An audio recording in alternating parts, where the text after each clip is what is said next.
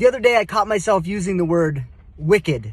I haven't lived in Maine for like 20 years, but I still have it come out from time to time. The word wicked is used in a lot of different ways, like that's a wicked good sandwich, or if someone tells you about a concert they went to or something, you go, oh, that's wicked. Wicked. So use that if you'd like. That word is handed down to us from generation to generation in Maine. I can remember my grandmother using that word. My grandmother would use all kinds of weird words that are just used, I think, in Maine, like "well-thea." Well-thea. Usually, well-thea is used to prove a point that they knew before you did that something was going to happen. Well-thea, I told ya. Well-thea, I told ya. Or had tellin', not knowing. Had tellin', not knowing is like saying, being insulted that someone asked you the question and sort of saying, I don't know.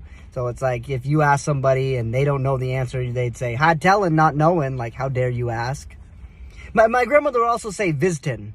If she was getting dressed and about to head out and you asked her what she was about to go do, she might say, well, I'm going visiting, which just meant that she was going to visit her relatives in the community.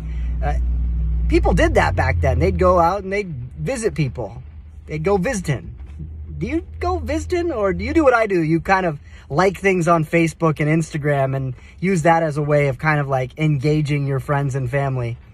And maybe we ought to go back. Maybe we ought to go back to the way my grandmother did things, and that some people still do things. They go visiting. Who's someone that you can check in on?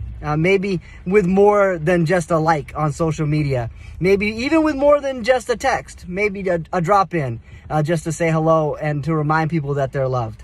Not telling, not knowing who you might be able to encourage in just one little act of going out and going visiting.